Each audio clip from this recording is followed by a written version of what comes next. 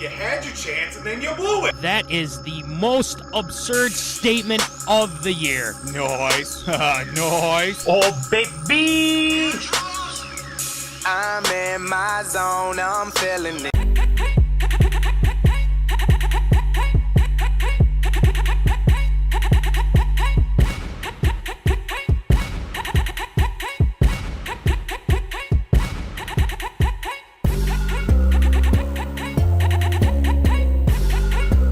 Live from West St. Paul Studios, it's time for MinneZona Sports Live with DJ Matty C and Paul the Shield Vogt. And this is MinneZona Sports Live. We are back, yes. Episode 190, our NFL Vikings Draft Special. Yes, sir, Bob. Got lots of draft to talk about, and just a teensy bit of Wolves because they're up 2-0, baby. 2-0 up over the Suns. Probably have some time to talk about that, but we got to talk about this draft, and yes, it is about damn time. So, without further ado, I'm your host, DJ Matty C, a.k.a. Matt Callahan, a.k.a. Callie, a.k.a. Matty C, etc., etc., etc., and all the way from Granite City Studios in St. Cloud, Minnesota, Paul Vault, Shield. What is going on, Shield? I don't know if there's anybody that's more prepared to talk about the draft than us, because, I mean, we were talking about before the show, we're just ready for this to happen so we can just get it over with, honestly, out of everything that we've been talking about for the last couple of months. Draft is tomorrow night, at least first round is, and through the weekend as well. Let's just get this thing over with.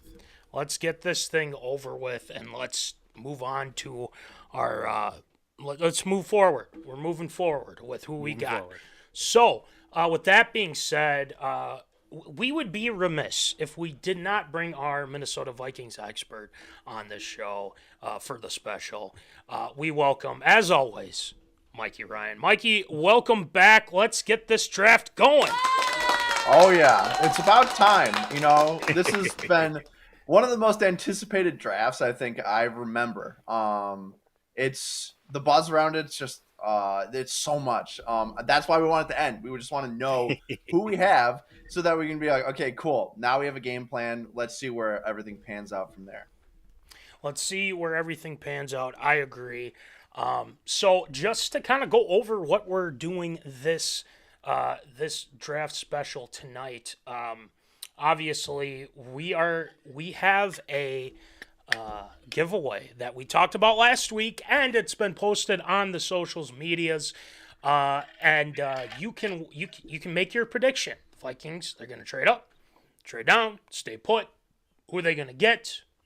And if it's none of the guys that are on there right now, you can also put another. You put in somebody else. So, hey. And then Voldy, tell the people what they'll win if they get their picks right and everything, or the closest to get their picks right. What do we got? Well, I wish I was a little bit more prepared as well, but you will be getting a MinneZona Sports Live drawstring bag, Adidas branded as well. So yeah, that's up for grabs here. Let us know who you think, what the Vikings will do, and that will be yours. I'm sorry, I completely forgot. I do have it right There here. you go. There we go. Oh, look at that. I was like, wait, I think I have it with me. So right here, Yeah. this is what I've you got win. I've got the gray one. I don't have the black one, at least in front of me. It's with the merch stuff. So Hey, yeah. it's all good. So you will be winning a drawstring bag. Hey, that I've been using mine like all the time, and they're yeah, that me much too. fun. So, with that being said, before we dive deep, and it'll be deep right into Vikings draft talk here, but breaking news: the Minnesota Timberwolves have a Sixth Man of the Year, first time Yes, sir. ever. Nazreid, baby, yes. I would be shocked if it wasn't him. Just kind of quick thoughts on it. I believe Malik Monk was one of the Sixth Men of the Year too, and then there's somebody else. Doesn't matter at this point, but Doesn't matter. Voldy, real quick, what do you think of Nas winning Sixth Man? What do you got? I mean, it's incredibly well-deserved, especially with the year that the Timberwolves have had, him coming off the bench, obviously, and even getting some key starting time as well. When Cat went down towards the back half of the season, obviously his playing time went up, and he answered the bell. I mean, putting up 20, 30 points a game in some of those stretches as well, being a very big pivotal part. Just another year of seasoning for him to advance his game enough to, obviously deserve this award. And for Pete's sake, he was spotted at WrestleMania one way or another. He was there. We should acknowledge the Sixth Man of the Year, that being, of course, our very own Nazreid. Darn right. Number one, Nazreid. Mikey, any thoughts to add on to that? Not much. I mean, like Volt said, very deserved. I can't imagine the Timberwolves are in this kind of situation in the playoffs without him. Certainly. Yeah. It's just, he played an incredible year. He deserves this award over everybody else. I don't have much else to add. It's Yeah, like that's perfect. kind of cut and dry, really. Cut and dry. Exactly. Voldy covered it, and, that's what we got. So congrats to Nazreid. The Wolves will be taking on the Phoenix Suns at 9 o'clock in Phoenix. So, of course, it's at 9 o'clock because screw Minnesotans, right? Yep. Oh, yeah. But we'll get into that at another time. And the Zoners, just remember, as we do the special, before we get into it here, feel free to throw in your thoughts too. And enter yourself in for the giveaway. Check out our social medias. Go ahead and pick now. You can do that now. We'll wait until, let's give them, we'll close the polls at about, let's see, the draft's at 7, if I'm not mistaken, right, gentlemen? And, Yes. So let's give it 6:45. How about that? We'll give people There we some go. time, and then once we figure it out from there. So, all right. With that being said, let's go over some of the zoners who have put in their thoughts on who they think who's going to take. Now, mind you, Voldy and Mikey, some of our zoners are quite funny. Okay. So Oh, boy. don't take some of these seriously, and obviously, Please, I hope so. so let's start with our first one. Our good friend Voldy, Joe Clements. Oh, Joe boy, Clements. He voted for the Vikings to trade up, but he didn't pick any of the guys that are mentioned on here. He did the other. Okay. He said Ryan Suter. probably. Of course he would. Yeah. Does he hate Ryan Suter? Is that Yes, legit? there's more hate than love at this point for Ryan Suter. Yeah. There is, Especially yes. for Clements, yeah. Well, if the Vikings trade up, which is probably true, and somehow, some way, Ryan Suter is an NFL player as well, I think the odds of him winning that drawstring brag are pretty low. Pretty slim. slow. But hey, thanks for the clicks, Joe. We you. appreciate it. We appreciate it, Joe. Moving on to our next zoner. So we got a couple here. Come on. There we go. Blake H. And I know who that is. And he is a quote-unquote Vikings hater / Kirk hater / the Wild are the only good Minnesota team person. But we'll see what he's got here. He says the Vikings are going to stay put. And they're going to draft defensive tackle out of Texas, Byron Murphy II. So we have 2 Byron Murphys on the Vikings. I don't necessarily hate this, and we'll talk about it I was more. very confused when we were talking about Byron Murphy II. Like, wait, his dad? You mean the guy we already have on the team? Yeah. Well, that's awkward enough. I know. Yeah, definitely. So, it's possible. I mean, depending on if they can't trade up, and we'll talk about that more. So, then our next one comes from, your brother, DJ Vold. DJ says Vikings trade up, and he says drakemaye. So, we got our first drakemaye. We got our first drakemaye. And again, this is probably, I expect a lot of J.J. McCarthy too. So, number 5, our good friend Victor. Love when Victor tunes in and chats with us as well. He says trade up, J.J. McCarthy. So, we got our first J.J. McCarthy sighting there. Let's go to number 6. We have Brian Bell Richard. Anyone know? B Bell, baby. There we That's go. my boy. So he says trade up, drakemaye. So we got 2 drakemays. 2 drakemays. Contentious. So like it. Brian I like picks drakemaye.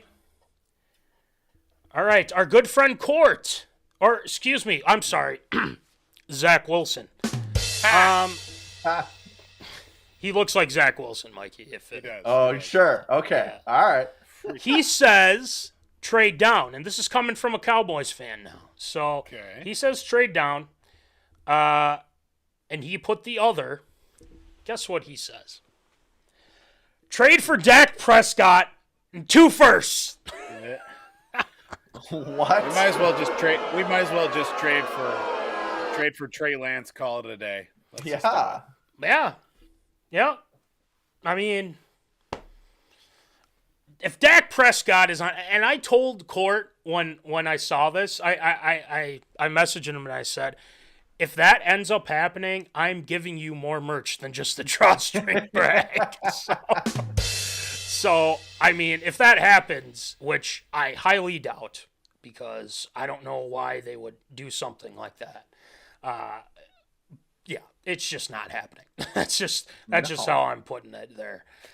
So Court's got that one. Good luck with that, Court. Hey, look, it's a Rick. He says trade up, J.J. McCarthy. So now we got 2 J.J. McCarthys. We got 2 Drakemays. We've got Byron Murphy. Let's see who else we got here. So Dylan Kilpatrick, much love to Dylan. He likes to tune in and obviously doing this. Trade up, J.J. McCarthy. So we got another J.J. McCarthy one. Here we go. It's starting to heat up here, gentlemen. Number 10. J-Man, a.k.a. Jared Doyle. He says trade up, J.J. McCarthy. So we got Come on, baby. Maize where and it blue. is heating up. Easy A. Andrew Austin says trade up, J.J. McCarthy. So we got it's been very pro J.J. McCarthy, which is fine. I don't mind it. Cole Munson, the Ricky Rubio lover. He says trade up. He says drakemaye. So drakemaye Still getting some more there. So we got last two here. Then we're going to move on to our next topic for the draft. Well, we got to skip Mikey's. I'm sorry, Mikey. We will get that in bold predictions. We'll get there. I thought yours was the last one, but apparently not. So we're good. But we can do this one. Our good friend Jimbo. He says trade up, and he says drakemaye. So drakemaye's starting to get some more here. So this is getting close. All right, last one. James Kohler. We know James from STA. Oh, Mikey. Yeah. James says stay put, which is very possible. He says jjmccarthy. So jjmccarthy, right. That would be down. Good. I wouldn't, argue with that. So, I like looking at the graphs that they have here, guys. So bear with me, because there's some good stats. So, what we have right now, gentlemen, is everyone says trade up. That is at 73%. 20% say stay put, and then I believe this has got to be 6%. People say trade down. So the pick is mostly at 46% jjmccarthy. Behind that is drakemaye. So this is only 2 off, really, 7-5. So we got that going. Wow. Byron Murphy. We got the Dak Prescott for 2 firsts, and then Ryan Suter probably. So we're starting off hot. That's so funny. That's why we got to have comedy on this show. I mean, that's absolutely that's what we want to see here. So, anyway, gentlemen, so this is how it's going to go, zoners, and feel free to go in the chats. Let us know what you guys think. We'd love to hear from you as well. Also, quick update: the Twins are up 4-0. Castro homered to left over the terrible White Sox. So the Twins are actually, probably you're going to get the sweep the Sox. So, but they're the worst team in baseball too. But you got to sweep. We'll take it. We'll take it. All right. So what we're starting off with, gentlemen, best and worst picks of all time. I have the best. Voldy will point out the worst, and then Mikey, you'll just kind of give your reaction to some of them. You're probably going to agree with a lot of them. And then after that, we are going to go over, since all this talk is about QB, a lot, we're going to pick some prospects that if they were not to select a quarterback, which I doubt that they're not. I mean, I think that they are going to select a quarterback. So we've got some guys that we should consider at 11, 23 if they decide not to trade.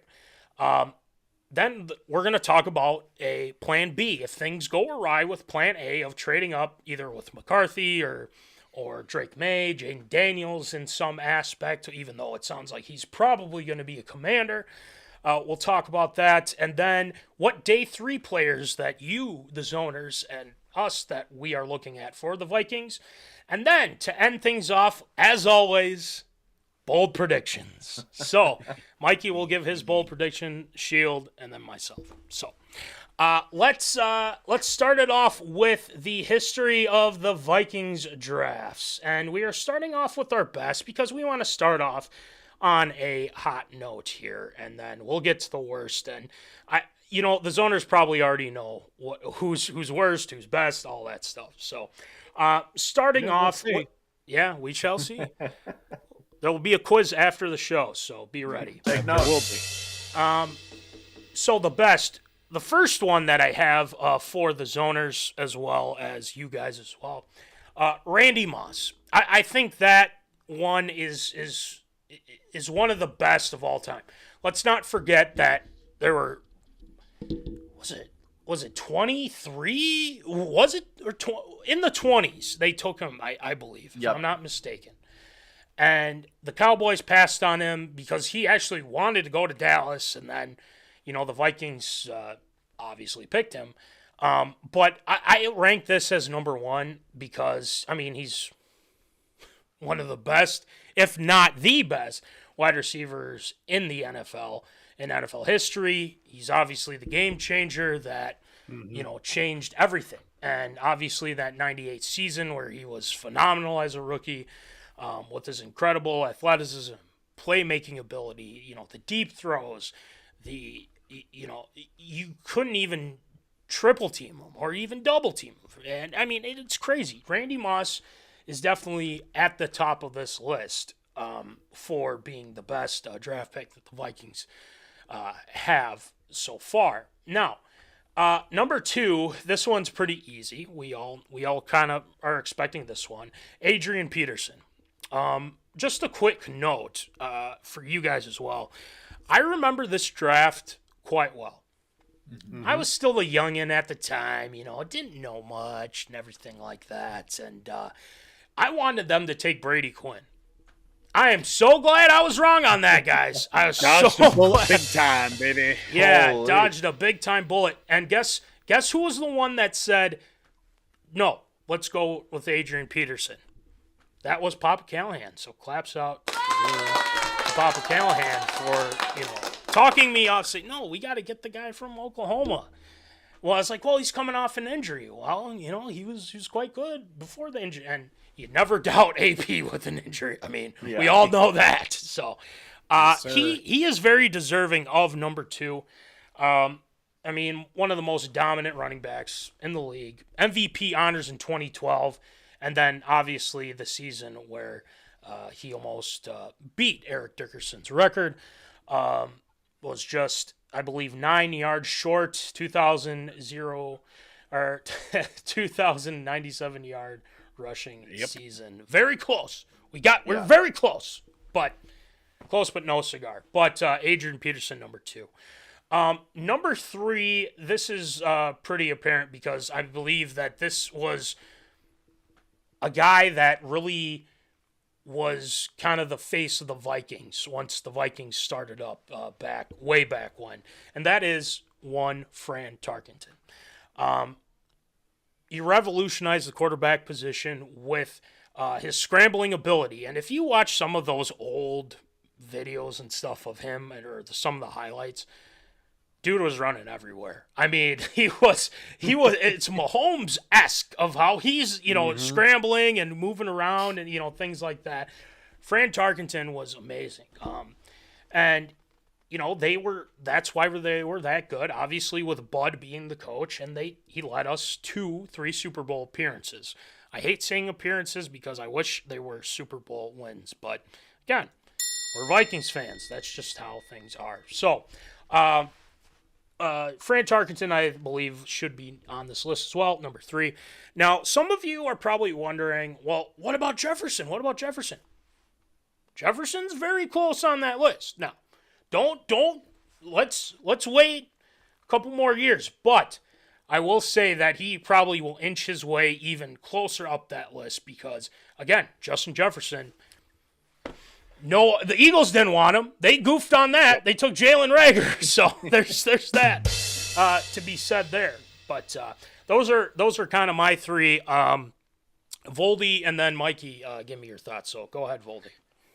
I mean, you look at the overall makeup of, those 3 players right there at their own time, the faces of the franchise, of course, with Randy, with Fran, who was the early going for the Vikings too. And then you throw in AP in the mix too. I mean, you think Minnesota Vikings for the older generation, you think Frantarkenton for, obviously the generation before us, you think Randy Moss. And of course, right now, our age, it's Adrian Peterson. And of course, you ask the younger core of Vikings fans right now, it is Justin Jefferson in the mix too. But let's wait out on the gold jacket for Justin Jefferson before we start throwing him in the greatest Vikings of all time. So, I mean, not too far away as of yet, but let's give it a couple more seasons. Agreed.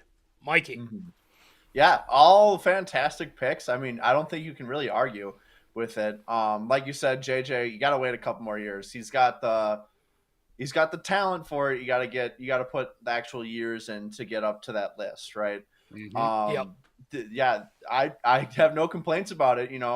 Some names I think about that were good draft picks too. My guy Everson, always up there, and then Daniil as well. Those were late round guys, kind of like Fran was. Fran, I think, was a 3rd or 4th round pick that was when they had like 30 rounds or something like that. Yeah. So, Yes. so, but no, excellent picks. I mean, there's great draft picks throughout Vikings history. You know, we do have good hits, but I think those are the upper echelon of this entire Viking history.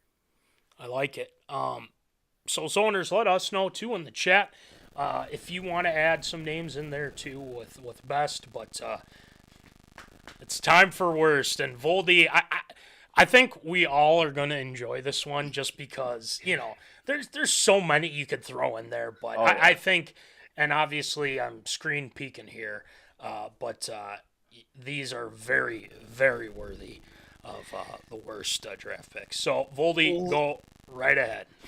Leave it to me to be Mr. Lowlights. The way my day has gone today, I have some frustration I want to vent out right here and right now. So let's go in no particular order, of course, the draft as well. Scouring through over 60 plus years of Minnesota Vikings drafts from rounds 1 all the way through rounds 30, 35. Let's keep it in the 2000s. We could go back well before our times as well and talk about whether a guy was a bad draft or not. But we're going to start off in 2005. In the first round, the Minnesota Vikings had the number 7 overall pick. They saw names come off the board with the likes of Alex Smith, Ronnie Brown, Braylon Edwards, Cedric Benson, rest in peace, Cadillac Williams, Adam Pac-Man Jones in that order as well. And with the number 7 pick, the Minnesota Vikings select out of the University of South Carolina, Troy Williamson. And the pick that the Vikings got in compensation for giving up their franchise in Randy Moss, the Vikings select Troy Williamson with the 7 pick. The first, the second wide receiver off the board. Let's take a look at some of the other wide receivers that were later on picked as well. First iteration of Mike Williams, one of like 900 Mike Williams in wide receivers out of USC. Yeah. Matt Jones out of Arkansas. Who exactly? Mark Clayton out of Oklahoma, Mr. Raven himself. Roddy White was picking it at 27. Oh my He was God. sitting there yet to be taken as well. And that's just the first round. I could go all the way to the second and third with all the gems. But the Vikings picked Troy Williamson. At the time, a lot of upside playing in the SEC for, of course, the likes of with South Carolina as well. But none of the return. Had inconsistencies, couldn't catch a cold even if it hung on to him for dear life. Could not really adjust to the NFL game. So that was a surefire miss by the Vikings in 2005. Looking at that 2005 draft for the Vikings as well, not one player in their career had a Pro Bowl in that draft class. And of course, the Vikings had a chance to atone for their mistake. They had the number 18 pick. You know who they picked at number 18 in 2005? Quick off the top of your guys' head. Any guess? Oh, gosh. 2005. 2005. Erasmus James. Erasmus Yes. James. Wow, that was a total Yes. shot in the dark. Wisconsin, yes. Gosh. That one was, we'll say a miss as well on that one because at the number 18 spot, the pick right before that, or I should say, a couple of picks that went into it as well. You also had at the number 11, or I should say 11th overall was, of course, I had it just right in front of me. DeMarcus Ware, of all people. Oh, David Pollock was God. picked right before Erasmus James as well. So This is that's painful. bad. Who was This is GM at the painful to time? think. Nobody know? good apparently that kept their job long enough. Probably got We're gonna fired fast- after this season. Yeah, we're gonna fast forward a few years as well, Let's and do a it. draft that I look back on with fond memory of just why did we go this route as well? 2011, number 12 pick for your Minnesota Vikings. I mean, this was a quarterback heavy class as well. And of course, number 1 overall went to Cam Newton as well, still trying to find his way back in the league all these years later.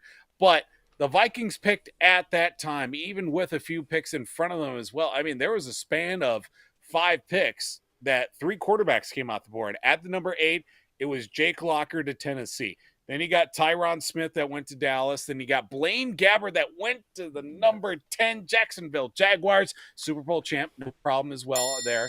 Then right before the Vikings picked, Houston takes this guy out of Wisconsin. I think J.J. Watt is his name. I don't know if he ever turned out a career or not, but fairly decent.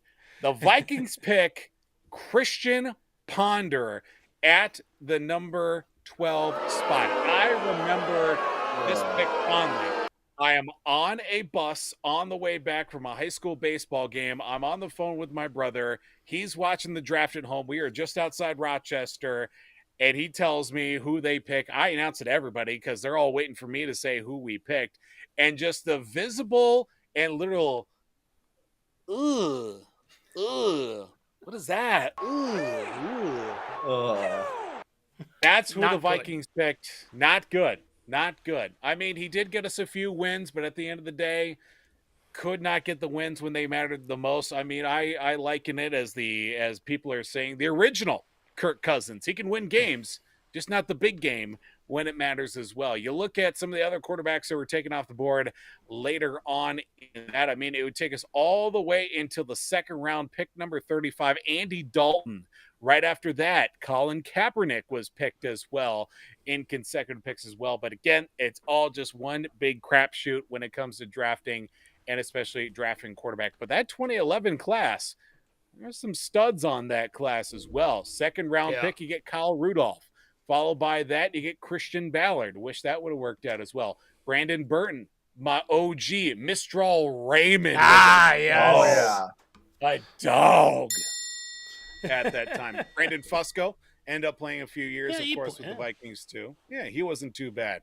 Let's scoot ahead a few more years after this as well. 2016. 2016 was a bit of a head scratcher. The Vikings at the time trying to get and kind of collect a little bit more mojo. We're not going to go like a first or second round pick. I mean, looking at the picks that they had at that point as well.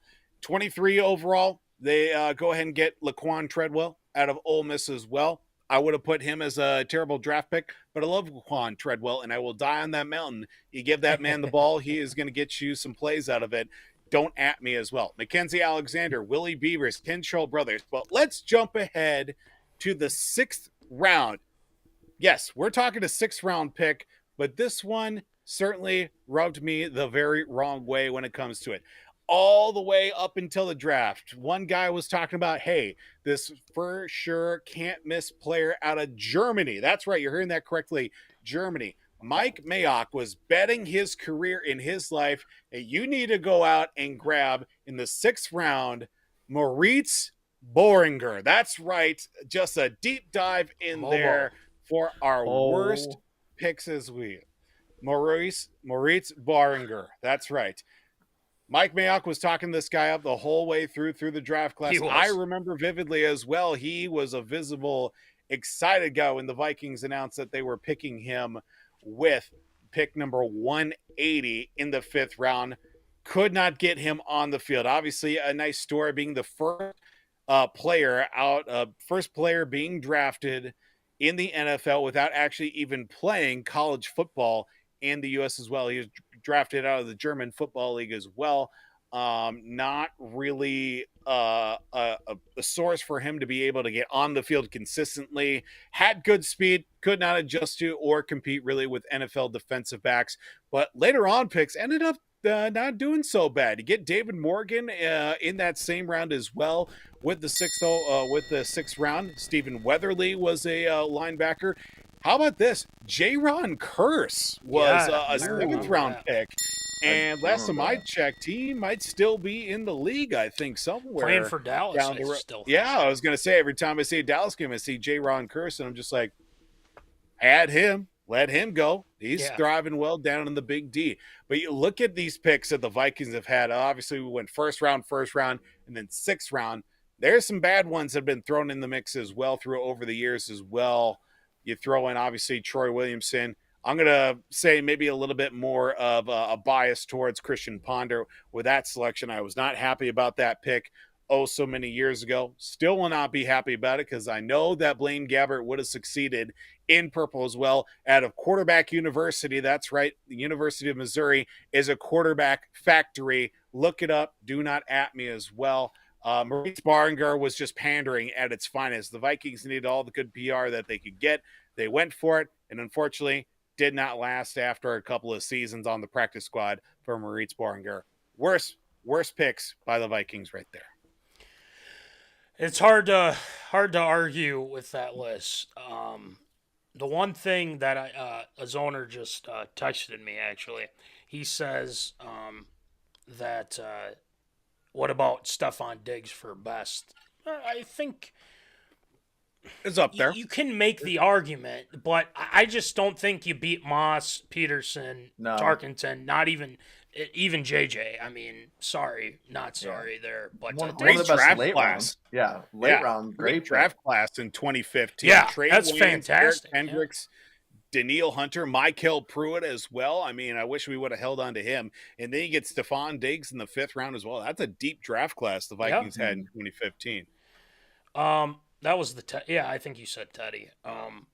But No, Teddy was in 2014. We got 20 him at that's pick number right, 30 yeah. at 32. That's right. We had Anthony Barr at number 9. Then we got Bridgewater at 32. people didn't like that pick. I No, remember nobody did. with I was. Barr. Yeah. No one was in on that, but Barr was very, very good. Yeah, I mean, very good.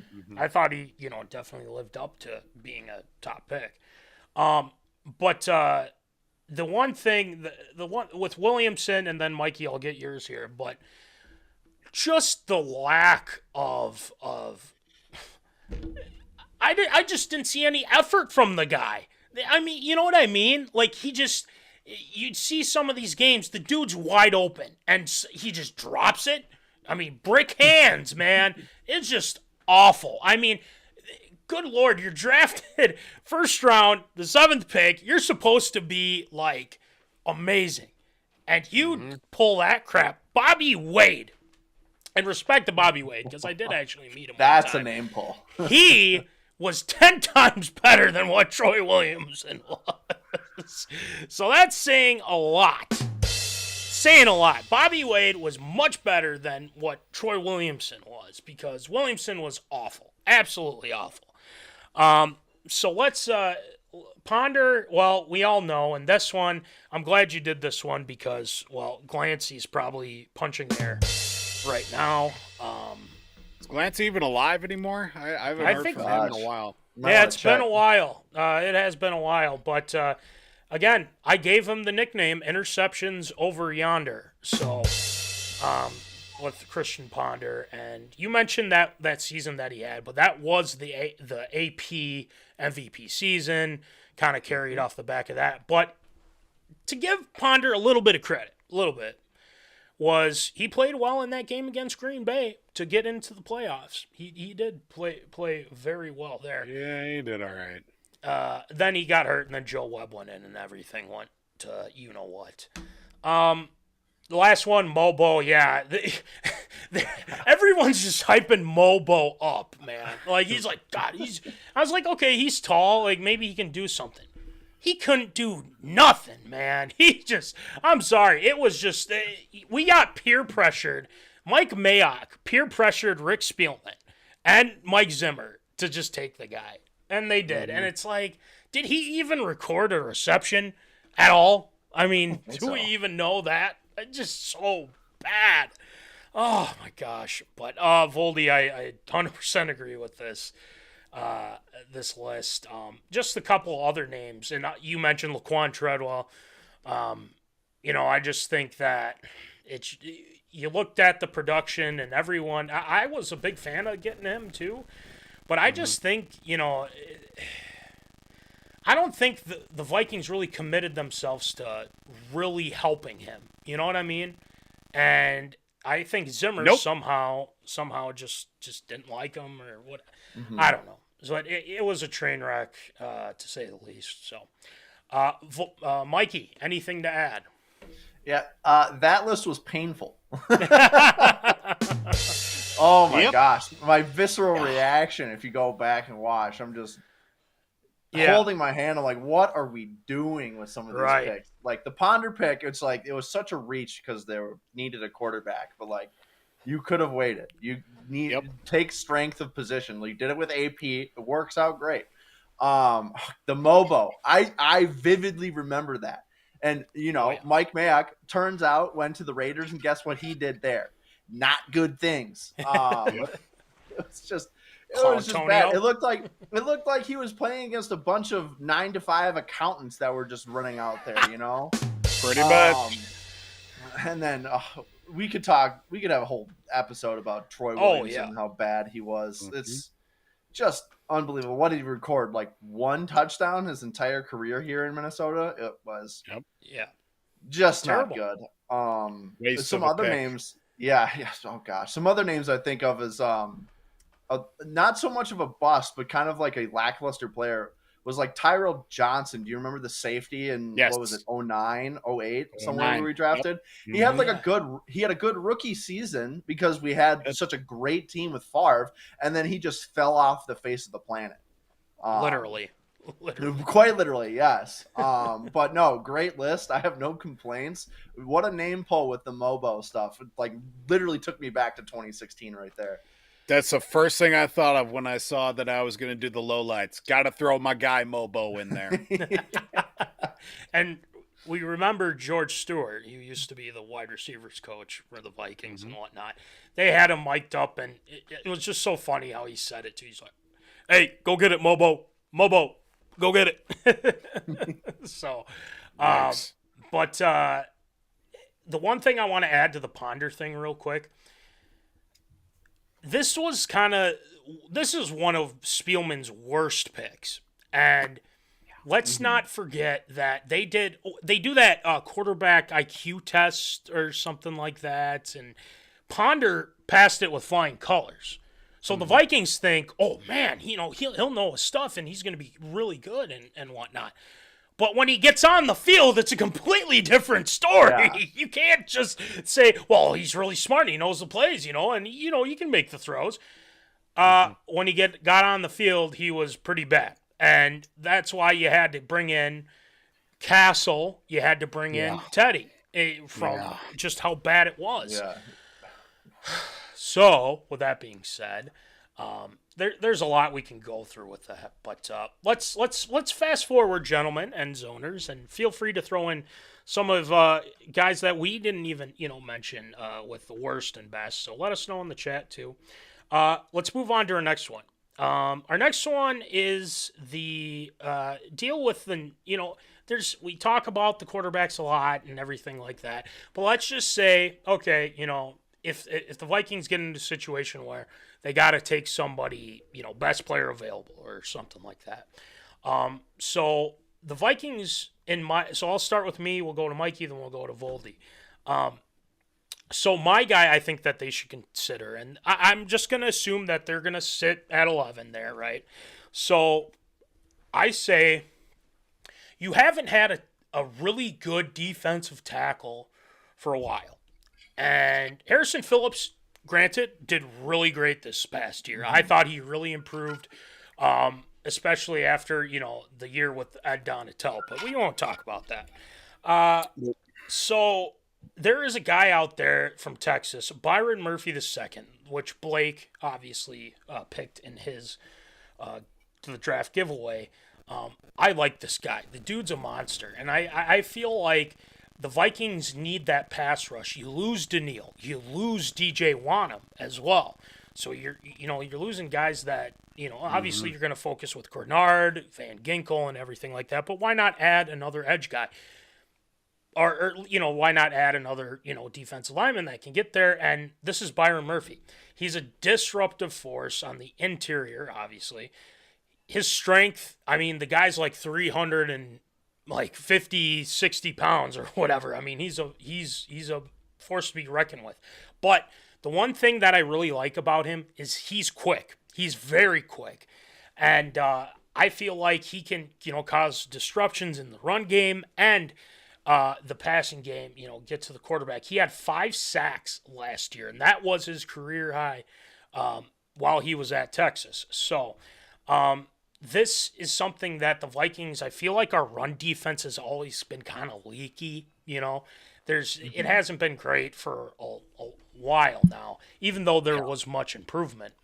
But I think you can bolster the run defense. You can provide pressure up the middle. I think it's just going to create more opportunities for the rest of the defense. I think this is a big need. If you can't if you decide with the quarterback, and again, I'm all in with trading up with the quarterback, but if you can't get up there, I would seriously consider putting in Byron Murphy, because I think he's a force to be reckoned with. He can, help in the interior, and I think this is a big need for us, and I feel like we need to have some depth in the interior, because Kairos Tonga, I'm sorry, and I think they did release Tonga. It's just not. Yeah, we need someone a little bit more seasoned. Bullard, not too bad. I've seen some good things with him, but we need another guy. So Byron Murphy the second is my guy that they should consider. So Mikey, what do you got? Yeah, you kind of stole my pick a little bit when I was checking the notes. I was like, sorry.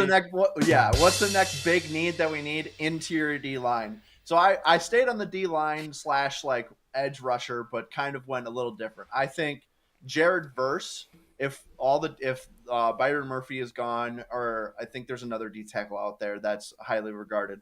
If they're gone, I think Jaredverse could slot in very nicely to the Vikings defense. You can kind of play him either at that 3 technique, if you wanted some help stopping the run. He's pretty stout if you watch his Florida State tape, but he's also very explosive on the edge, and you could probably put him either with his hand in the ground if you wanted to do like a 4 down lineman in like 3rd and long situations, or if you wanted to have that base 3-4 and have him stand up. I think he can do either of those. He's not as big. That's one of the bigger concerns with him if you wanted to have him more of as a run stopper, right? I believe he's 6'2", like 280, 290, somewhere around there. But he's got all the physical tools that you'd love to see. His technique is very sound. And I think his name is a tongue twister. Leao, I believe is his name. Yes, would probably already be Gesundheit. Yeah, exactly. He probably would already be off the board at this point, and that would be my pick. But I don't think realistically, if we stay at 11, he'll be there. So I think Jaredverse would be an excellent choice if we do stay at 11 and we want best player available.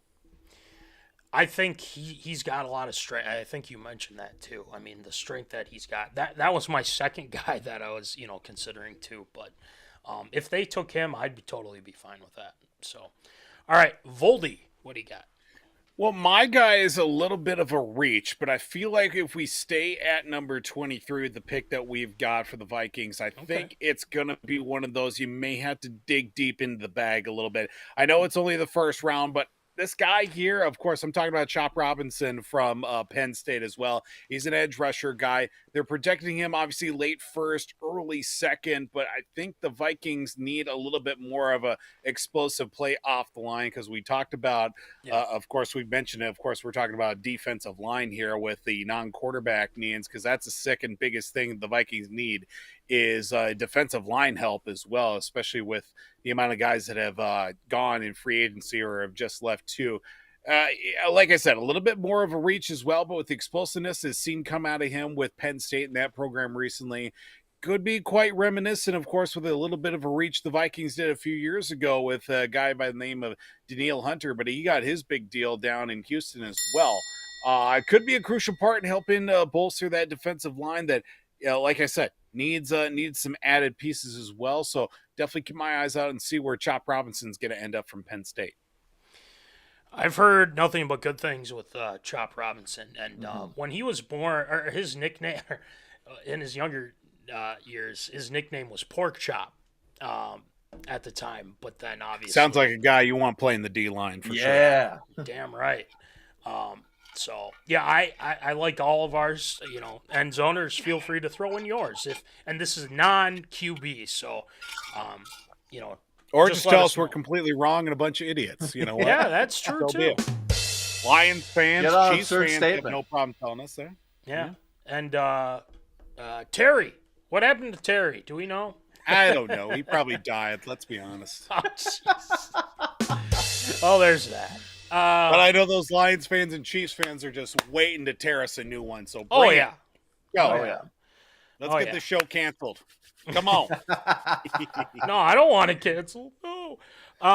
So the next one that I have here is Vikings Plan B. What should the Vikings Plan B be if the Vikings cannot trade up. So let's just say, okay, they can't get May, they can't get McCarthy.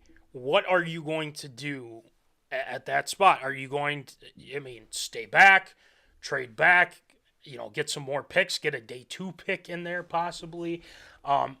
So let's go reverse order this time. So let's start with Voldy. Go ahead.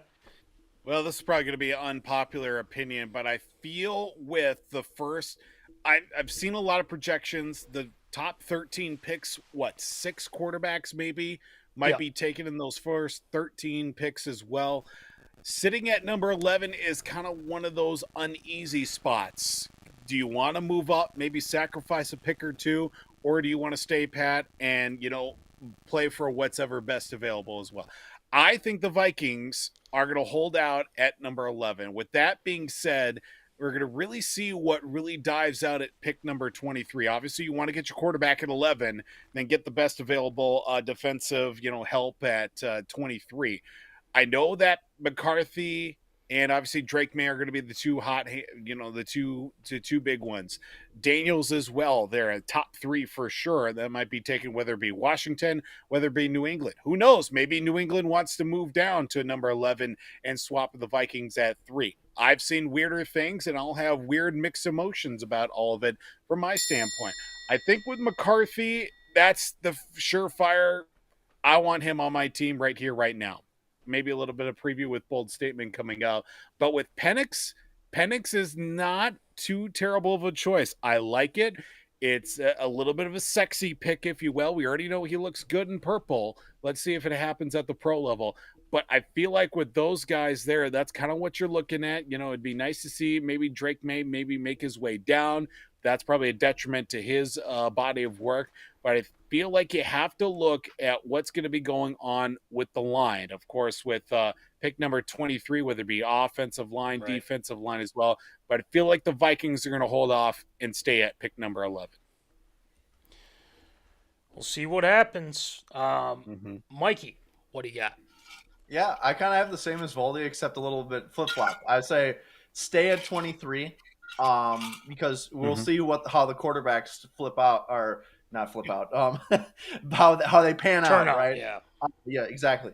But I think 11, just based off of the draft capital alone, you could probably trade down, maybe even back into the first round, like say Kansas City or someone else. They want to really come up and get like a good wide receiver like Roma Dunze or something like that. You can probably get their first round pick and potentially a second or third round pick out of that, to where that becomes a little more enticing if like your top 2 quarterbacks of drakemaye and JJ McCarthy all go off the board, right? Before you can even get up there, say the Cardinals do something crazy and try to take another quarterback and do a Kyler Murray 2.0 or something like that.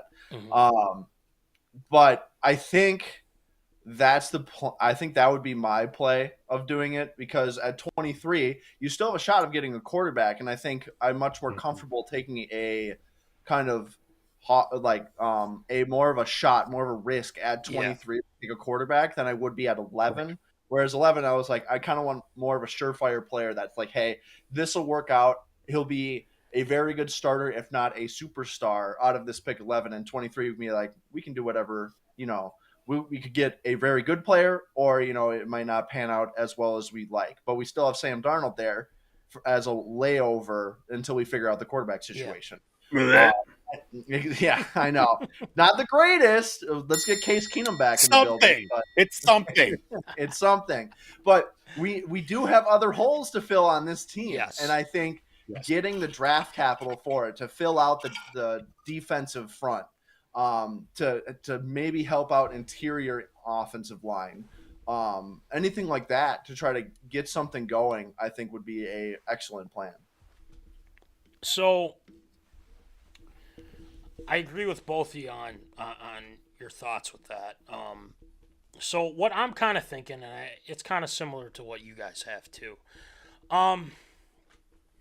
Well, I'm looking at NFL Network right now. I'm glad I looked up. Apparently, Daniel Jeremiah, and he, well respected. He's probably their top, draft analysis for NFL Network. He said that they're not going to trade up. The Vikings are going to just take McCarthy at 11. So McCarthy's going to drop all the way down. I don't know if the Giants still there. Right, Yeah, and that's the thing. Happens, excellent. If that happens, I'll take it. I'll take and then it. guess who they took at 20? He has him taken at 23. Chop Robbins. So I'd like that. I'd like that. I'm not gonna lie. Stuff. Yeah, let's go with the Chop at. I like Chop at 23 though. I think that would work pretty well. So now for me, I say stay put, stay at 11, stay at 23. I think you probably with that pick, let's just say, and I'm under the scenario that some team's going to go up there and take McCarthy. Yeah. I think that's almost a given. Almost, I say. And I think at 11, I think you have to take Penix if you're like, we need a quarterback and we need it, right now. I say you probably take Penix at 11. I don't see him getting past Denver. I don't see him getting past the Raiders because they need a quarterback as well. So I don't see that. I say you take him right at 11 there, unless you're hearing rumblings that the Broncos and/or Raiders are planning to trade up to get Penix. So I think you stay put. He might be more of a project than McCarthy and May, but maybe not. Who knows? But I like the way he put out a article in the Players Tribune about how, people are concerned about his injuries, things like that. And the championship game, he wasn't great. Well, people keep forgetting that he was hurt a lot of that game. He was getting hit from all sides. His offensive line didn't do him any favors at all against a very good Michigan team. So, I feel like he definitely has the mentality of he's going to work hard wherever he's at and he's going to play well. So, I think you got to take that chance there if that's the case. Now, I am a big proponent about not drafting Bo Nix. I think Bo Nix is a guy that is going to take a lot of time for him to develop. I think they'd have to wait like 2-3 years with Bo Nix if they decided to go with him.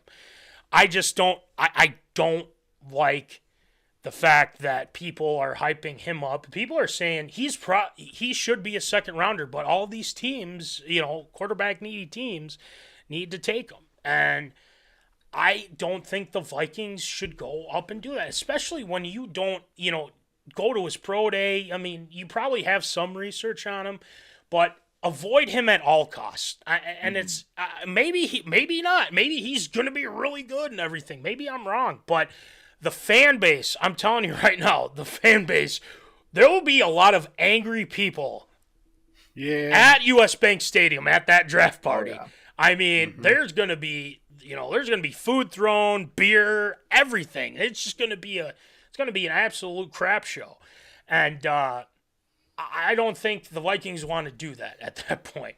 So I think they got to avoid Bo Nix at this juncture with that. But if they decide, well, we can wait on Penix or we can move up, whatever, I say Murphy, like we talked about, or Jaredverse, going with our big needs too, because, hey, Flores with those guys, I think it would be that defense is going to look pretty good. And Mikey's probably going to have another bold prediction of the Vikings being a top 3 defense this year. So, oh yeah, it'll come true this time. Yeah. Hey, he's got the guys that he wants, from the offseason. So, hey, and also the cap room for next season. It's going to be nice. Just think about that. Big. So we all know and like big, that. Big. All right, so we just got one more before we hit our bold predictions.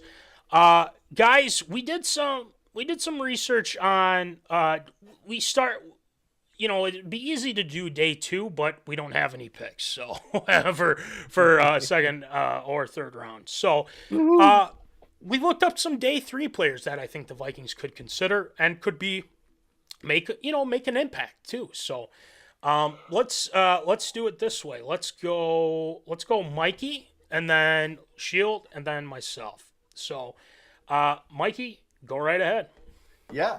One of the guys that I've been looking at kind of as like a 6th or 7th round pick, since, Harrison Smith is getting up there. This is probably his last year, and then additional safety help would not be a bad thing to look at for potential, like, rotation wise, or a special teams player, or like a kind of a gadgety type of player that you could throw in, kind of like a Mark Barron kind of thing, where you can kind of like either roll him down or bring him back up. He would take a lot of work. I'm not saying that he's going to be ready day one. I think that would be one of the most absurd statements of the year. But Sionevaki out of, I believe, Utah, the safety out of Utah. He's a little bit of a scrappy player. He's 5'11", didn't run the fastest 40. I think it was like 4.6 or something like that. So is not going to keep up with the speedsters of the NFL, but I like what he does in the run game. He's very stout there. He's kind of not completely reminds me of like how Antoine Winfield Sr. was, but there's some flashes there that's like, hey, this DB, he can bring the rock. He's not afraid to get in there in the trenches and kind of beat down.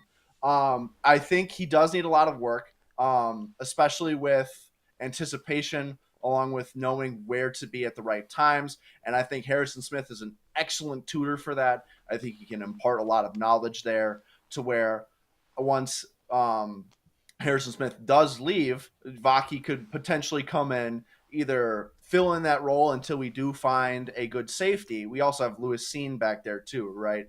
But he could we also get more depth along the way, and we can kind of slot him in wherever you want, because that's what Flores wants. He wants a lot of players that you can mix and match and put them everywhere, confuse the quarterback. You don't know who's coming where. Cover zero a lot of the times. I know that was out of necessity last year, but maybe we can do it less out of necessity and more out of, hey, we like the fit here, and we can actually get after the quarterback when we want to. So I would watch out for his name, day 3. It's going to be really late, day 3. If not, maybe an undrafted free agent. I think he does go in the 7th round. Someone will try to pick him up as a project. Cool. But I would watch out for him. And then another player that I have, back to the defensive line we go, and this might be a reach for day 3 because a lot of people are projecting him round 3 to 4, or even round 2. I've seen some predictions in which I think is very much a reach. But Michaelhall out of Ohio State, I think, is really good. A little undersized for a nose tackle, so he might be better situated as a 3-tech in a 3-4 defense, but he's got a lot of the explosive speed. He's got a really good swim move. Is okay in the run. I think he does need work there, which is why I think he's falling down a little bit. He's not a complete package. He's more of right now, hey, bring him in 3rd down or 2nd and long for those passing situations because his pass moves are all there. He's just a little bit slower, so you can't really put him at edge. But I think Michaelhall would be a good selection there. He's again, he needs to grow in size along with being better at the run. So again, another little project, but that's what all these day 3 players are kind of really. They're all either projects or a shot in the dark, and hopefully it comes out like Ivan Pace last year. It was more of a shot in the dark. That turned out really well for us. So this might be another pick that could turn out really well in like round 4 if he does a fall. I think if we don't take a D tackle at any point and we trade up to get the quarterback, this might be a good fit to see, hey, let's see where it goes from there. I like it. We will keep our eyes on both of those guys. So I think it fills the need with the, like you said, our D-backs and then our D-line too. Yeah. The Lewis Seen thing, I mean, it is a make or break year for that young man. I mean, literally. It's if it's not good, he's going to be on Voldy's list next year for the award. Well, it can't help the fact he blew out his galldarn leg. Well, that's I feel like, and this is maybe, this past year was just to see where he was. I don't know. I mean, there's a lot of people that are really, just destroying him. But let's not forget, Cam Bynum was fantastic these past few years. It's hard to take a guy out. Josh Metellus, playing every position too. It's crazy. Yep. But, I agree with you there. So, Voldy, who do you got? So looking at more defensive side of things as well, I think one thing that definitely needs to be addressed, or at least bringing a little bit more youth from the defensive side as well, is definitely at our corner position. I'm looking at here a couple of maybe a project year 1, year 2, with the possibility of improving into year 2.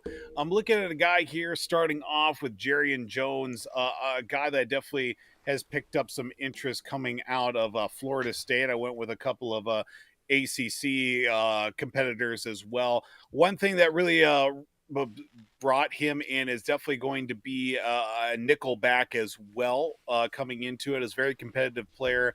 It definitely is a good part in fighting against the run as well from the defensive backfield position. That's one thing that the Vikings could use a little bit of bolstering in. And just slowing down in the run is a good way for him to break into it. Obviously, special teams covering in that. But one of the downsides that he does have is, obviously breaking down in routes and, matching with the receiver. But that's one thing that you can improve on when working in on special teams too, cutting down on gunners and jammers. From that perspective. So, and then obviously surefiring in tackles. That's one thing that you can definitely look at with him kind of being slotted as a 5th round guy, could drop down to round 6, which could be beneficial for the Vikings. So a little late round action for him. So that's one guy I'm kind of looking at. And then also a little bit more bolstering with that defensive line, another edge guy, that being in XaviertHomas coming out of Clemson.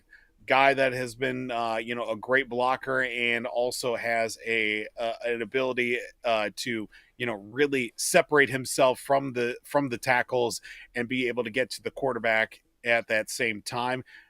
Is able to work in on the run as well, sealing that edge so that way it works back to the inside. Does unfortunately have a little bit of trouble, or at least at times, with Clemson. You get a good tackle on him, he's going to be battling with him, and unfortunately did not win a lot of battles. So that's one thing that'll definitely have to be addressed with him, especially just working how to get those right angles and rushes off some of the tackles, with that being an opportunity for him. Looks like most likely looking at another 5th round, could be even popped up to late 4th. I've seen in a couple of mock drafts, but if he's there in that mid to late 5th round, I definitely wouldn't feel very uncomfortable with going after a guy like that. Could be another guy that you can throw in on special teams, of course, with blocking, and then just even, just obviously getting more bodies on that defensive line to at least, create some more opportunity for some of these young guys coming up. Mm-hmm.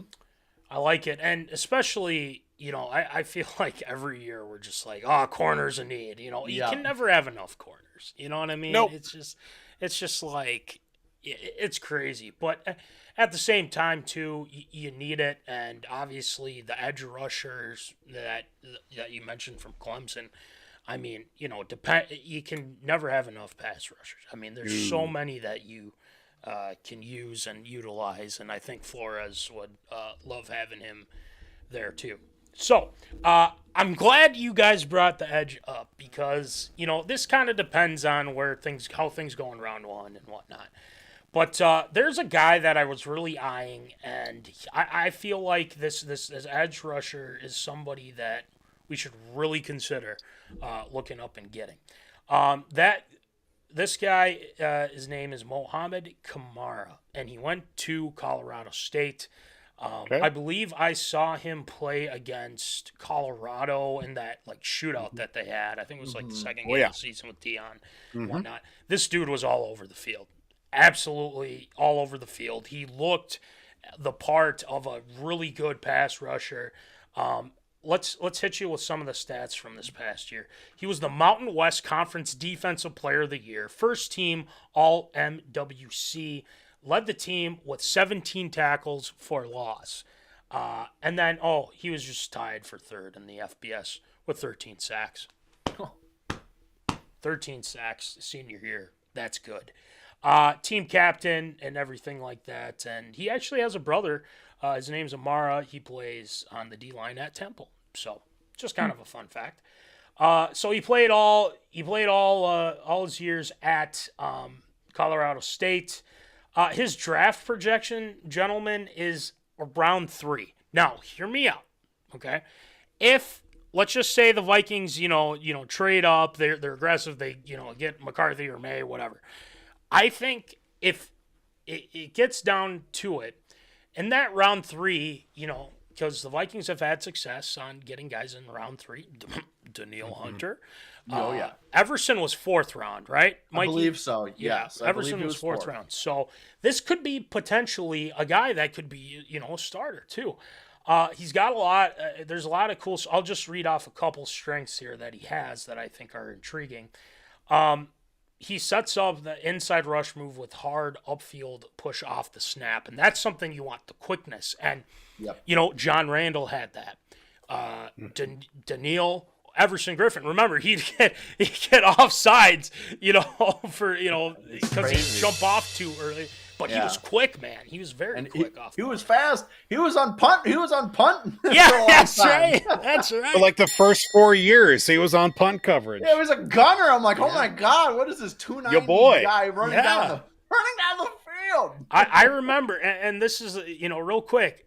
I remember Mikey telling me, he's like, listen, this Everson Griffin guy is going to be really good. I remember. I'm telling you. Yeah. Jared Allen, right behind Jared Allen, and he learned from the best. B-Rob. Our guy B-Rob too. So. Oh, B-Rob. So with Kamara, he's going to get into the pocket. He has leverage and base strength to squeeze split double teams. That's what you need, especially in the run game too.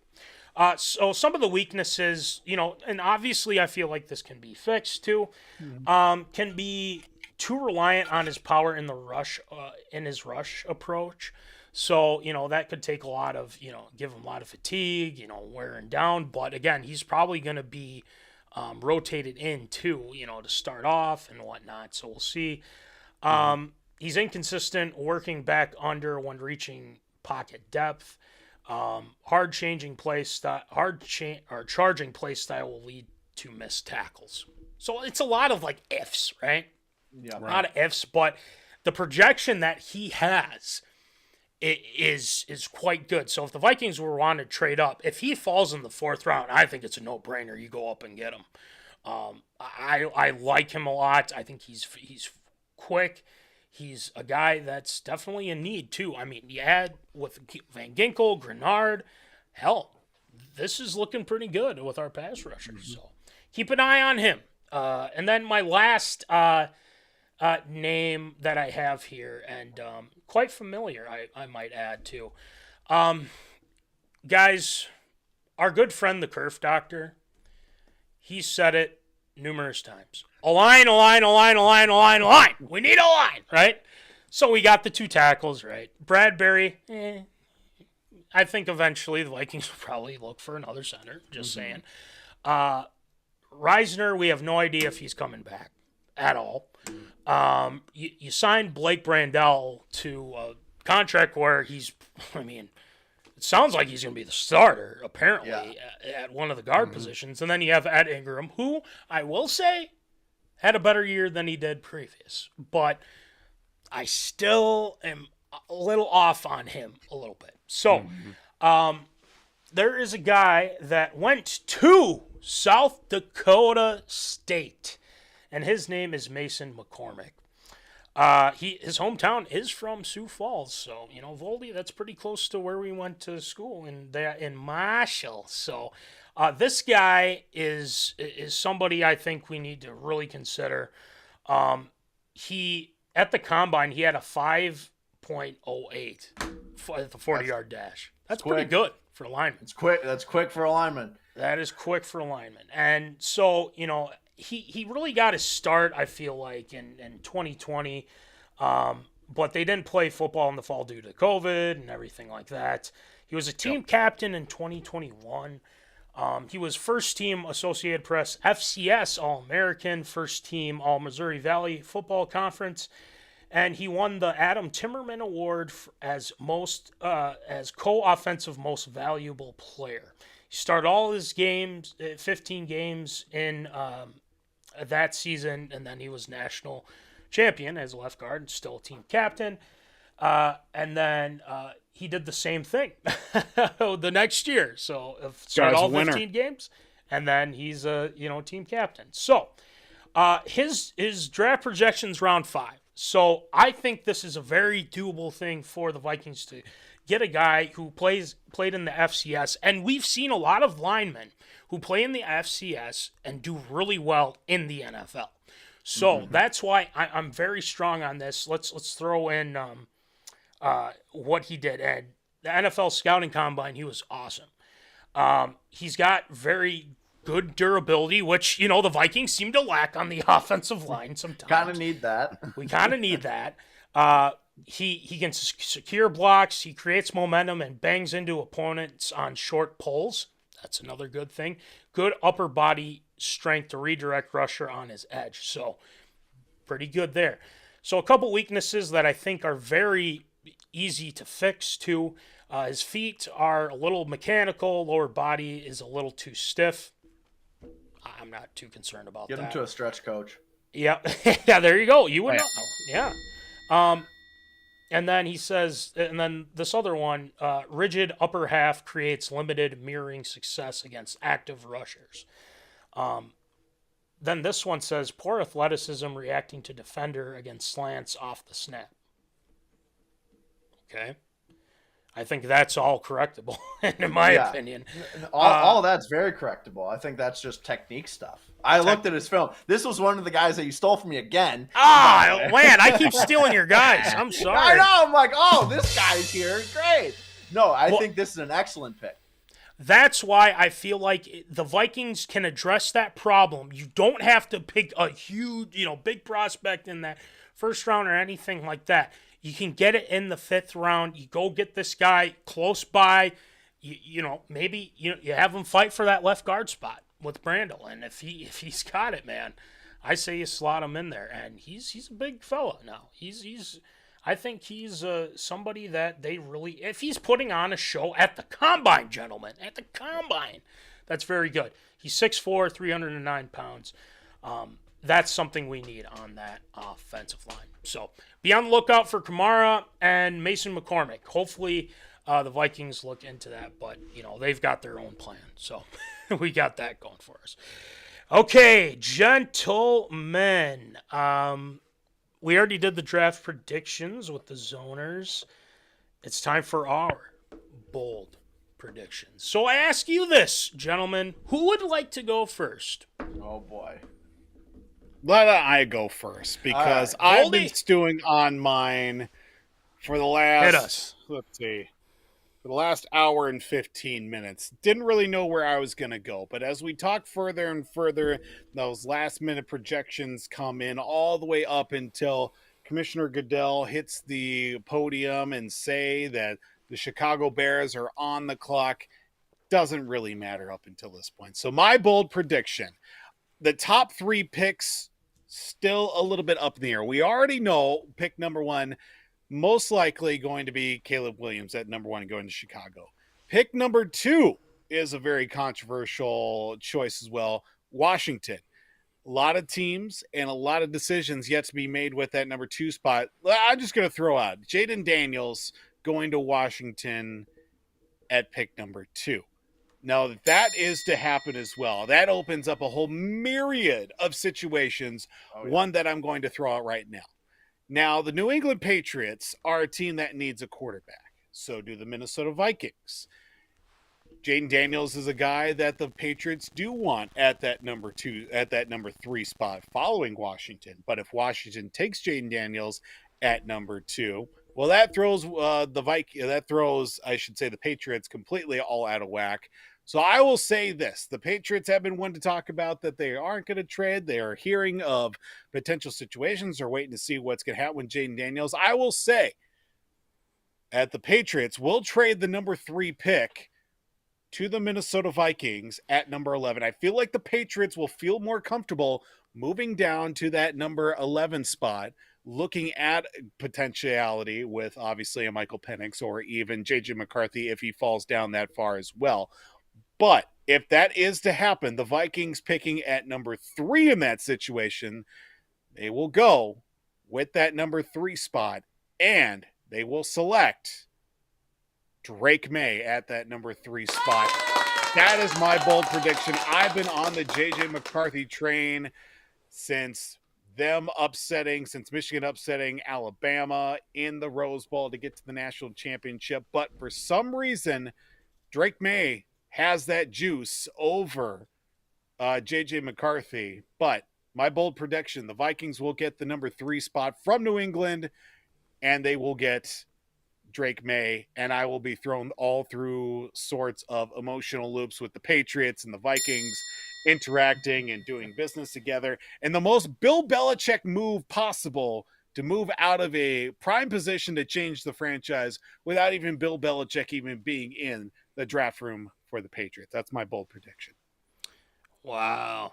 That's cool. I like that, and obviously I think we'll talk more about our bold predictions after we give all of ours. But the one thing I want to add to this, and I just thought of this too.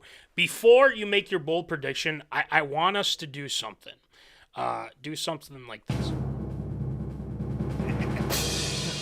I should have interrupted you when you done it, but you're doing such a great job that I was on a roll, man. You I was feeling it. You were on a roll. So, Mikey, before you make your prediction, and obviously just pause, and then I'll let it go, and then you just say it. So, Mikey, go ahead. Yeah, my prediction is a 2-parter here. Ooh. I think that 2 hours before the draft, Goodell will come out and put down a verdict about the tampering situation with Kirk Cousins, and he will institute a pick swap with the Falcons. So we will pick swap number 11, and I believe they have number 9 or 8 or something like that, right? Yeah. We're gonna have a pick swap there, which leads into my second part. We're gonna see, like Voldy said, we're gonna see Caleb Williams go number 1, but I think Washington is throwing everybody for a loop, and we're gonna see drakemaye go number 2 for Washington, and then we'll see Jaden Daniels go number 3, which in turn we will trade with the Los Angeles Chargers at 5 and retain the number 23 pick and select JJ McCarthy. So you believe the Harbaugh hype with I do. they'll be trade. Yeah. This is a bold prediction, so I do. Right. Like it. There's a little bit of this might not happen kind of in there, right? But I'm totally game for exactly. I'm totally game for JJ McCarthy. I'm very much a 50-50 between drakemaye and JJ. I think both have strengths and both have weaknesses, but I think both of their weaknesses can be overcome by training and a little bit more regimen from KOC, because I think he'll do excellent with either of them. But I really like the idea of trying to retain the 23 and having more ammo to either take a guy like Byron Murphy or choprobinson, or trade down and get that draft capital, kind of a Rick Spielman type of move there. And I think if we do the pick swap, we would only need to trade potentially one of the firsts, maybe a first next year, and then maybe like a 4th or a 5th rounder. Okay. And I think that would work out very well for both ends of the deal. Okay. I like the way you expressed that there too. Mm-hmm. The thing is like apparently if they're going to, and this would be awesome because it just showed the Vikings were ahead of the curve with the tampering thing too. Mm-hmm. But like I don't know, I saw reports that apparently that it's going to cost them next year's pick, not this year's. So yes, but maybe that changes. That's why it's the bold prediction. So hopefully that's the case. I would laugh my ass off if that happens. I would have Kirk leaves, it'd be great. and then he's like, here, take our first round pick. Go ahead. We it's all fun and games, right? I said, we were talking about this earlier this week. It's like, okay, here's the verdict. Kirk Cousins goes back to the Vikings. Atlanta pays his salary for however long. That's the only fair way. That's the only fair way to do this in my mind. Forget the picks. Give me Kirko back and forget the money. Forget the money. They're just gonna pay it anyway. Once said, fuck those picks. Yeah, exactly. Oh man. That's why it's a sprinkle of 13. That's our one for the show. There we go. One. Used it at the right time with however long we got left. So, with that being said, here's mine. And I have been very back and forth with this, with like you guys too. I'm going to keep mine a little bit short, but this draft tells me a lot of things. There's a lot of teams that are giving out information. They're doing the smoke screen stuff because they don't want to give away what they're actually going to do. Now, the Vikings, I feel like, have done a really good job of, not kind of showing their cards, not, just kind of working towards getting to that 3 spot. And I think they have to in this sense. So, Caleb Williams, number 1. I think that's pretty apparent. Mikey, I wouldn't be surprised if the Commanders just completely, just be like, we're not feeling Jaden Daniels. We're going to go drakemaye, which could happen.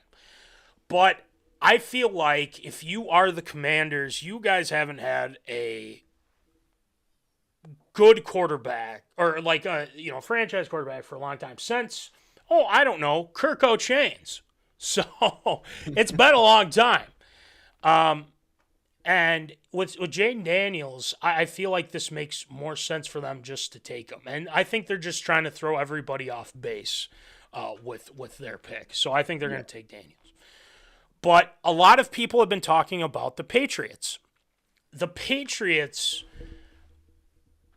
I feel like, are putting up a smokescreen. Oh, we're not going to, we need our, quarterback of the future. We need to, take. Yeah, you do. But what do you have right now? Who's your number 1 receiver, for goodness sake? Who's your tight end in this sense? I think Kendrick Bourne is still with the Patriots, if I'm not mistaken, Voldy. You're going to be thrown to him. Where are your weapons? Where is your offensive line? They had one of the worst offensive lines in the NFL. So are they going to take a quarterback? They're going to be like, well, we'll take our quarterback, but then, we'll just, go through the draft and, you can do that. That's fine. But why don't you stock up more picks? Why wouldn't you want to stock up more picks? It doesn't make sense to me why they would just be like, well, we're just going to take drakemaye or jjmccarthy here, blah, blah, whatever. I don't believe it. I think the Vikings, and the reports have been saying they're going to try to move heaven and earth to get to that 3 spot. And I think they do. So we are going to get that little, it's going to come down to like the last seconds too, because it always does in the NFL draft. Yes. They are going to do the trade with the Patriots, and it's going to be the 11th, the 23rd, and I believe, and I hate saying this, they're probably going to take the first round pick next year, and then possibly a 3rd rounder. So, just the typical stuff that gets thrown in there. And I want to say this right now. Justin Jefferson is not involved in those talks, and I don't give a shit who you are. That's not happening, okay? We'll save that for another time because it sounds like that an extension is coming no matter who they draft on tomorrow. So the Vikings trade out. They gave, the Patriots get their picks that they need. They could even trade up and get the quarterback that they want. So I think it makes more sense for the Patriots to get those picks, build up the team even more so. So the Minnesota Vikings at pick number 3, they will take Drakemaye. Drakemaye will be a Minnesota Viking. I've stuck by it. Listen, you have Josh McCown that you brought in. He was his coach in high school. He's learned from him. Things like, you don't bring him in if you don't think we can't get Drakemaye. They've been looking at this draft class for 2 years now, according to Kwesi in his press conferences. This makes sense. That's their guy. They want him. And I feel like they are going to try like hell to go up and get Drakemaye. Now, you can say, well, he didn't, North Carolina wasn't that great, but he has weapons. He is going to succeed under this offense. You have KOC. You have McCown in your corner. You have JJ. You have Hawkinson. You have Addison. This makes sense. Drakemaye, I believe, is going to be a Minnesota Viking come tomorrow. Now, before I say this, though, if the Patriots end up not trading with the Vikings, which is very possible, and they take Drakemaye, I think they're going to try and get McCarthy. And I like McCarthy now. I really do. So, but I like Drakemaye more. I'm sorry. I do. Like, Mikey was saying, kind of half and half with it as well. But I like what I see from May. So I think Drakemaye. So we got Voldy Drakemaye, me Drakemaye, and then Mikey JJ McCarthy. So I like it. And different scenarios that we put up too. So I like it. Bold predictions, great as always. Now, it wasn't as outlandish as mine last year, trading up to the 2 spot for CJ Stroud. I mean, that worked out well, didn't it? And he was good. I mean, he was, yeah, that's why it's bold predictions. We gave it a shot, right? So, that's who I got. I got Drakemaye. It's going to be fun to see how this all turns out. We could be just, we'll probably, maybe not be completely wrong. We'll see. So, Drakemaye, Minnesota Viking. Nick Dahlhoff, our guy tuning in. I agree with Voldy. Make it simple. Give us Kirko back and all is forgiven. All is forgiven. Thank you. And I'm the crazy one. Please. Well, I'd be shocked. I would be absolutely positive. Give it $100 million out of $180 million for a guy that's coming off Achilles injury. It's true. Signing contracts with monopoly money. Please. Pretty much. Please. You see how quick he has assimilated to Atlanta? Like he threw out the first pitch at a Braves game. I mean, we had him long enough. I don't remember him throwing out a first pitch at a Twins game. I mean, he probably did it like year 1, year 2 or something like that. But I don't remember it being as big of a deal. I mean, he was on Sunday Night Baseball, for Christ's sake. Yeah. Dang it. Ridiculous. We can't have nice things, apparently. No, we can't. Oh, guys. Well, this has been a great draft special tonight. We mentioned the Wolves. We'll probably get more into it as the series goes on. Lucas says skol. You're darn right. Skol, baby. Let's get it done, guys. I think we need to get our franchise quarterback for sure this draft. 100%. So, feel free to fill out our giveaway as well, just to make sure you guys got that taken care of, too. So make sure you fill that out, get that going, to win this beautiful thing. This drawstring bag, MinneZona, Adidas, the whole kit and caboodle. So get it going, get on it. Adidas.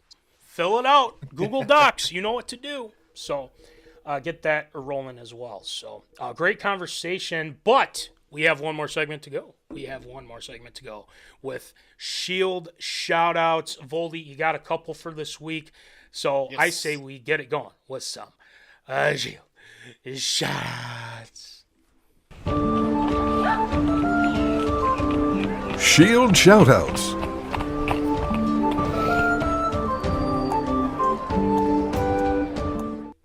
All right, Shield, who you shouting out tonight?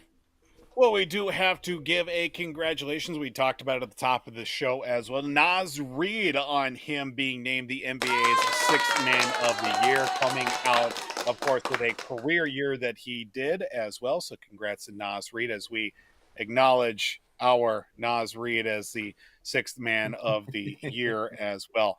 Sadly, the world is a lesser place this week, as well as we learned here that Howie Schwab, now a name that's probably not too familiar, but for those that do remember, watch ESPN2, maybe even ESPN Classic back in the day, remember the show Stump the Schwab. That's right, Howie Schwab sadly passed away this week, a longtime ESPN researcher and producer for such a show, Stump the Schwab as well. I love that show dearly. Stuart Scott hosting, and then also the Schwab doing his thing as well, competing against contestants to see who knew the knowledge of sports that much further as well. Sadly, we did lose somebody as well in the world of Minnesota hockey as well here today. Sadly, the voice of the Minnesota North Stars, Al Shaver, did pass away here at the age of 96. A long-regarded voice of Minnesota hockey over the years. The Al Shaver press box at the XL Energy Center will be less than full coming up here in the next hockey season as well. And we do have to wish finally a happy retirement, second time around, if you will, to longtime Atlanta Falcons quarterback Matt Ryne, as he signed a contract to officially retire as a member of the Atlanta Falcons after a 15-year career. Of course, he did have that one partial stop with the Indianapolis Colts. We won't talk about that, but nonetheless, a very storied career for Matt Ryne as well. Certainly, I think in my mind, Matt Ryne, I think he's a Hall of Fame quarterback for sure. The amount of the years that he played, I think he's in the conversation once it's all said and done. We'll see what happens here in 5 years or so when he's officially eligible for the Pro Football Hall of Fame. And that's going to do it for Shield Shoutouts here this week. I mean, we can talk about Matt Ryne with the Colts. I mean, you know, that's fine with me. Talk ain't about good. That, yeah. But he, honestly, though, he had a great career. He was instrumental in that season when they went to the Super Bowl. Unfortunately, the 28-3 jokes are going to keep coming probably for the rest of his life, unfortunately. But he was very good. He was very good. Great job with Shield Shoutouts this week, Voldy, as always. And before we get into our, you know, how we usually end the show, let's thank Mikey for coming on for our draft special. Mikey, this is probably the most important Vikings draft in history, almost pretty much in history, in my humble opinion. Are we gonna leave happy tomorrow? Do you think? I'm hoping, man. We need something. It's been a rough one. You know, but I think it is time finally for us to get a franchise quarterback for multiple years. The Vikings have sorely need one for basically their entire franchise outside of, you know, frantarkenton or, you know, the couple of stints with Favre or Kirko and stuff like that. But I think it's time. I think we go out and get one, and it'll be in the history books. You're darn right. You're darn right. So with that being said, thanks again, Mikey. You guys know the deal. We got merch. We all know that, you know, you can get the drawstring bag through the giveaway and whatnot, but we've got the stickers. We've got the hats. We got the shirts. If you guys want them, we got them. Let us know. Venmo, the whole deal there. They're awesome stuff, obviously.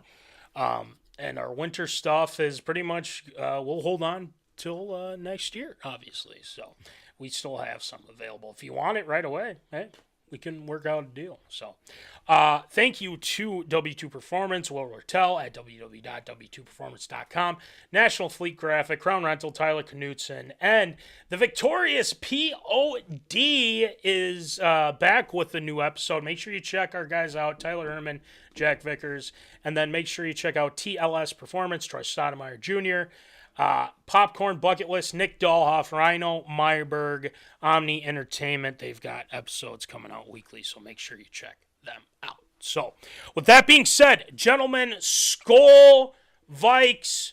Let's get our franchise QB. Fingers crossed. Fingers crossed. And go Wolves. Go Wolves. They play Friday against the Suns. They're up 2-0. Let's finish this damn thing, right? Let's finish this damn thing.